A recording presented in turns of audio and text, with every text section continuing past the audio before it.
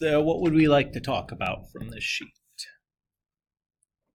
Questions on things. Eli, 12? Sure. So 12 is the cube root of 243 over the cube root of 360. Do you have a pass, Marshall? I'm going to hand it out. You checked in at the office, though? Yeah. Okay.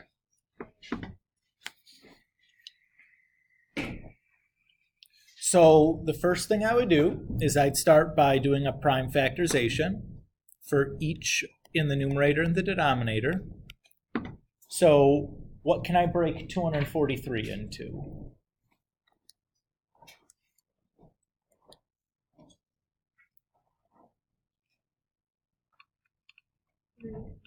So 3 and 81. A little tip for numbers that are divisible by 3. So if I add up the digits 2, 4, and 3, I get the number 9. And since that number is divisible by 3, I know that 243 is going to be divisible by 3, so I could just type that into my calculator. Now that works only for the number 3, but it's a nice little, if you're trying to do prime factorizations, and you're like, what the heck is in that?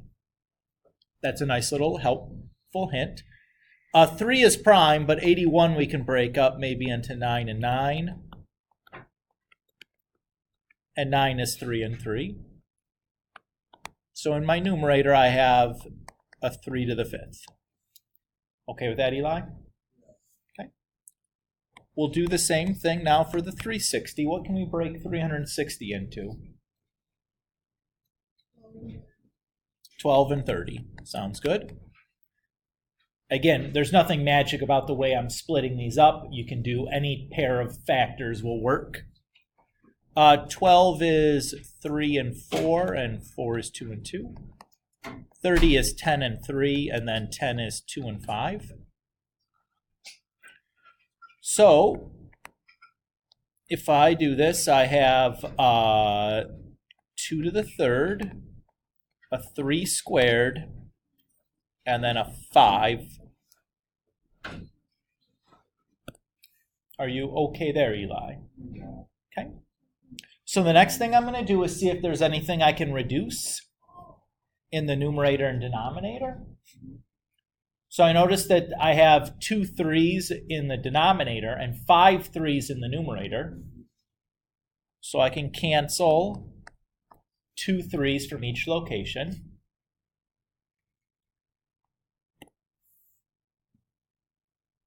And now I'm going to do some exchanges. So the exchange rate in the numerator is 3. That means it takes 3 numbers underneath the radical to put 1 number outside of the radical. Can I do an exchange in the numerator? So if I look, I have 3 3s, right? So I can trade in all 3 of those 3s under the radical to make 1 3 outside the radical. And because I have nothing left under the radical, that's it. I just have a 3. Is that okay?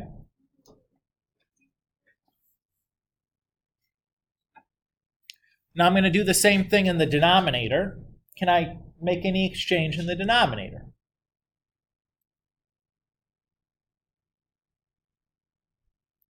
Again, I notice that I have an exchange rate of 3, and I do have 3 2s. So I can make all 3 of those 2s underneath the radical to get 1 2 outside the radical. That leaves me no 2s underneath the radical. Now I still have that 5, and because I have only 1 of them, I can't do an exchange because I still need more than that. So I'm here. Are we okay with that? Okay, I have a little bit more to do though, because we agreed that the final form of our answer wouldn't have any radicals in the denominator of a fraction. And I clearly have a radical in the denominator. So what I want to do is I'm going to multiply the top and bottom of this fraction by the same number so that I end up with no more radical in the denominator. Now for that radical to cancel out, I would need to do a complete exchange, right? So right now I have 1 5 underneath the radical. To do a complete exchange, I need to have 3 5s under the radical. So how many more 5s do I need? 2, right? Is that okay? So I'm going to multiply the top and bottom by the cube root of 5 squared.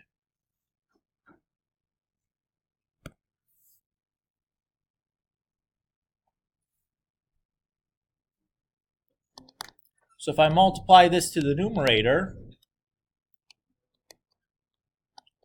well, the 3 stays out there, and I'll just rewrite 5 squared as 25, because there's nothing I can do with that. In the denominator, though, if I look here, I have 3 5s, right? So I can exchange those out for 1 5, leave me with 2 times 5, or 10. And this is our answer.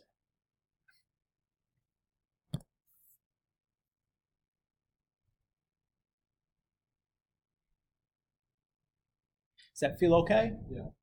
You're welcome. Can I do another for you guys? Nancy? 15? Okay.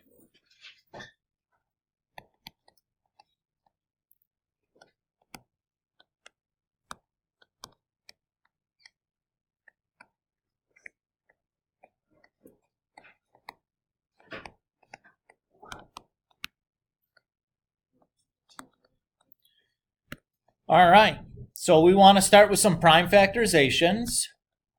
88 is about 8 and 11, right? And 8 is 2 and 4, and 4 is 2 and 2. And I'm just going to, all right, let's just do that. Now let's do 208. 208 is 2 and 104.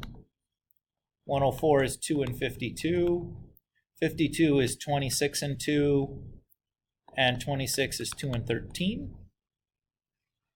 And since these two radicals are being multiplied together, I'm just going to write all of this stuff under one radical. So I have 1, 2, 3, 4, 5, 6, 7 2's. And then I have an 11 and a 13. Okay with that, Nance? Okay. We'll do the same thing now for the denominator. So 11 is 9 and 11, and 9 is 3 and 3. Then 819 is 3 and 273. And that's 3 and 91. And 91 is 7 and 13.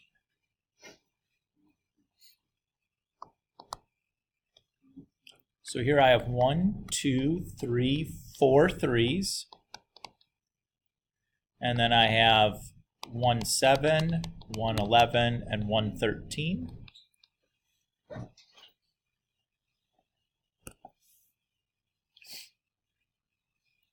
Everybody okay there?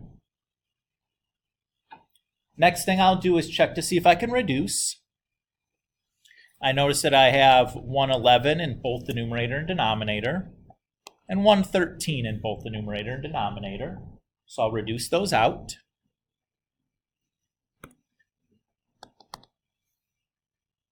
Is that okay? All right. So now let's look for some exchanges. Can I do any exchange in the numerator? Yes, right? Because the exponent on the 2 is bigger than the exchange rate, I can definitely do some exchanges. How many times does 3 go into 7? Twice. So I can take out 2 2's. And how many 2's would be left over then? 1 of them. We'll do the same thing in the denominator. Again, I notice the exponent on the 3 is bigger than the exchange rate. So how many times does 3 go into 4? Once, so I can take out 1 3. And how many 3's are left? 1. So, and then obviously I can't do anything with the 7 because its exponent is 1, and that's less than the exchange rate. Are we okay to hear, Nance? Okay. Hi, Zach. The next thing I need to do, or the last thing I guess I need to do, is get rid of this radical in the denominator. So to do that, I'm going to multiply the top and bottom by some radical. That's going to cancel out the cube root 3 and the cube root 7. So how many 3's do I need to have under that radical to exchange them all out? I need 2 more, right? I have 1. I need to get to 3, so I'm going to need 2 more 3's. And similarly, how many more 7's am I going to need? 2.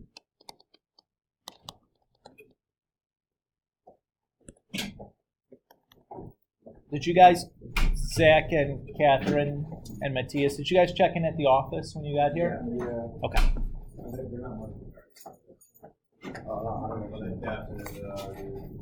So 2 squared is 4.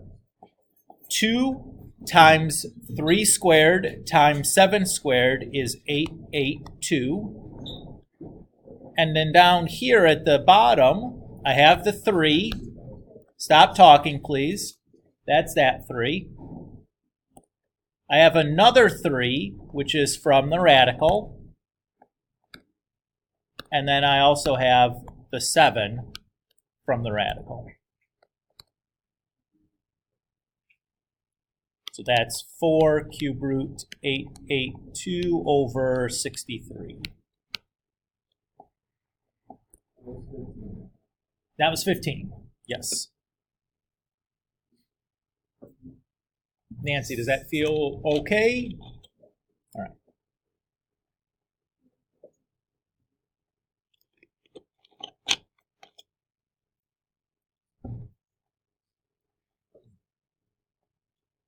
Any other questions from this assignment?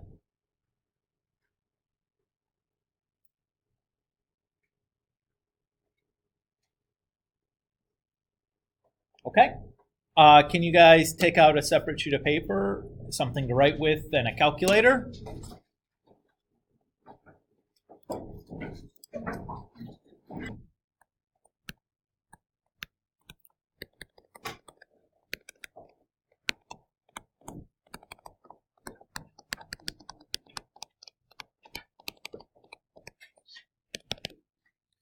So we're going to continue talking about simplifying radical expressions.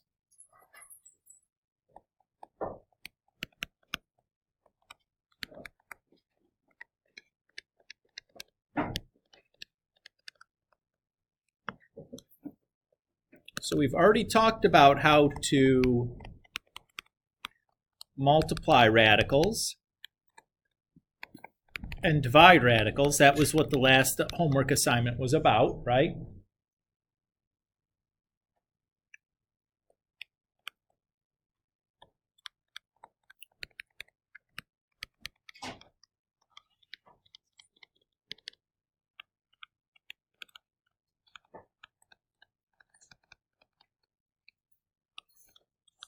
What we haven't yet talked about is addition or subtraction of radicals.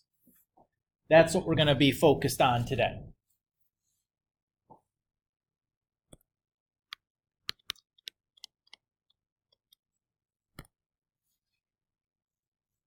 Okay.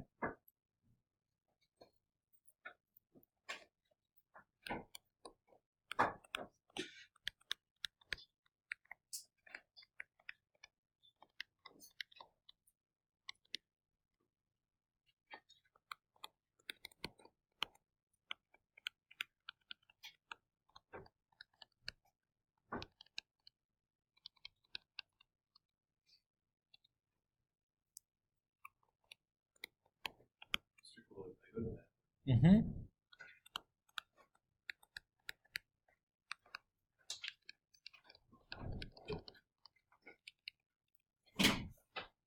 Okay. To add or subtract 2 radicals, the radical parts must be identical. If they are identical, then we can do the addition or subtraction just by adding or subtracting the coefficients accordingly.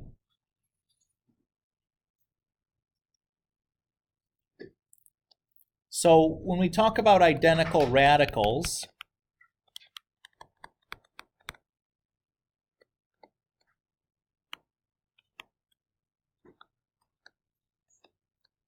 what if we have the square root of 2 or the square root of 3? Are those identical?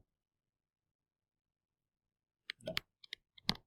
Okay, well, what about the square root of 2 and the cube root of 2? Are those identical? No. What about the square root of 2 and square root of 2? Yes. So to be identical, the index needs to be the same, and then the radicand needs to be the same, or else we're not going to consider them identical.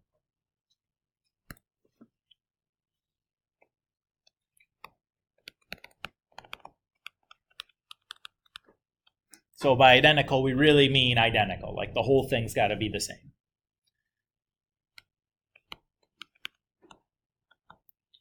So if I wanted to do the square root of 2 plus, actually, let's say 3 square root of 2 plus 2 square root of 2, the way we do this is we're just going to add the coefficients.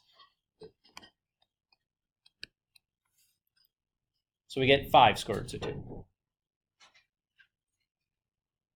What does this look like? A little bit? Kind of looks like adding variables, right?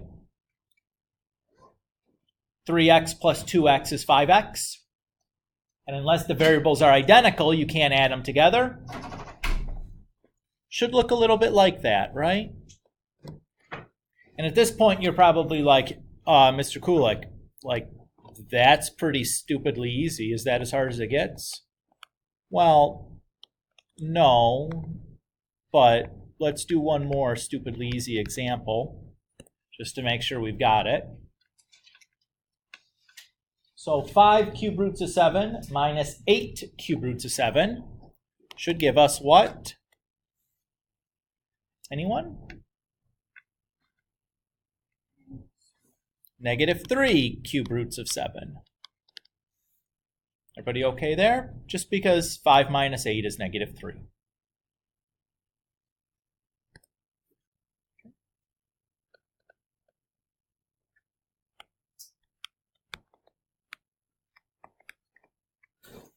How about the square root of 2 plus the square root of 128?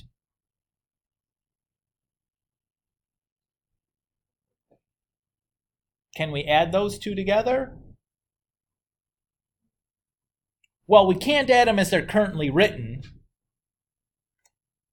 but 128 isn't prime, right? Maybe we can reduce that radical, and maybe it really will just reduce down to something with just the square root of 2 on it, right? That could happen, like we saw in last night's homework, right?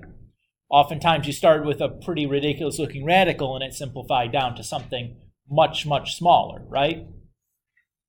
So that could still happen here. We might be able to add these two together. We don't know by looking at it immediately. So let's check. So 128 breaks up into 2 and 64. 64 is 8 and 8. So that's 2 and 4 and 2 and 4. So I have 1, 2, 3, 4, 5, 6, 7 2s.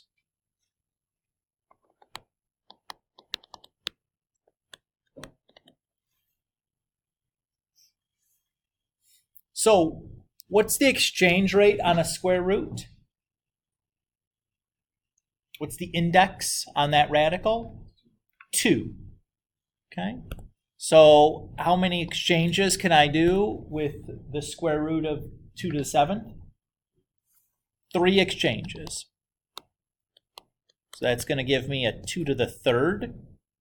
And how many 2's are left after that? 1 2 is left. So can we add these two radicals together? Yes. So 2 to the 3rd is 8. And what coefficient is here that we just don't write down? A 1. So 1 plus 8 is 9.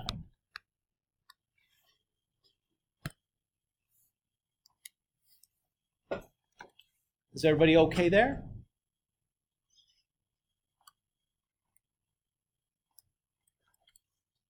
Okay, let's do one more.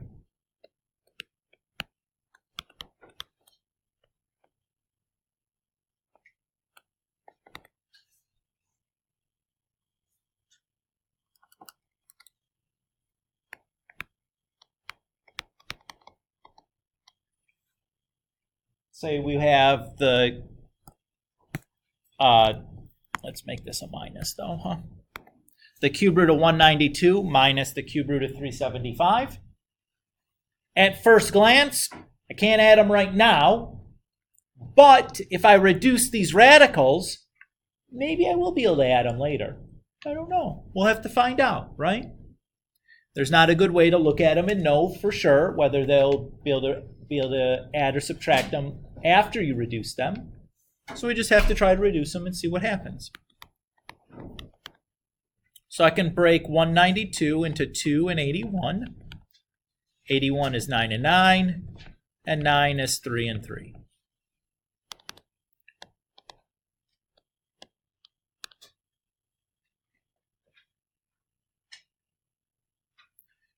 Hey guys, is this right? Did I do that right? No. 2 times 81 is 162, not 192. You guys all took that like oh yeah, Mr. Kulik doesn't make any mistakes. I make them all the time. Get out of town. This is 96. Yeah, don't get goosed. So 96 is 2 and 48. 48 is 6 and 8. 8 is 2 and 4. So if I do this again, I have 1, 2, 3, 4, 5, 6 2s, and then a 3.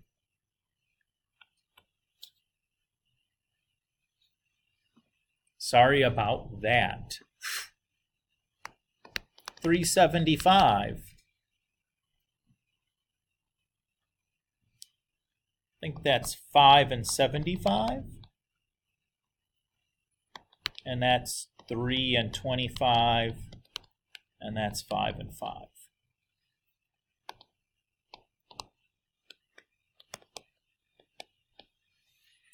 Okay. So we have our prime factorizations done. Now let's see if we can do any exchanges. If I look at the first radical, can I do any exchanges in that radical? Yes. What can I do? I can take out the 2. How many 2's can come out? How many would be left over after I take out 2 2's? None. Can I do anything with the 3? No, because there's just one of them. So there, that becomes that. And then if I look at the other radical, can I do any exchanges there? Yes. What can I take out? 1 5. What's left? Just the 3. Okay. So I know 2 squared is 4. And 4 minus 5 is -1 cube roots of 3. You could just write it as negative cube root of 3. That's fine also. What do you guys think? Not decidedly different than what you did last night, right? Now there's the extra step that you have to add the things after you reduce them, but it's pretty easy to add them. You get what I'm saying? Okay. Anybody with questions on this idea? Of course. Well, let's stop here then. I think this was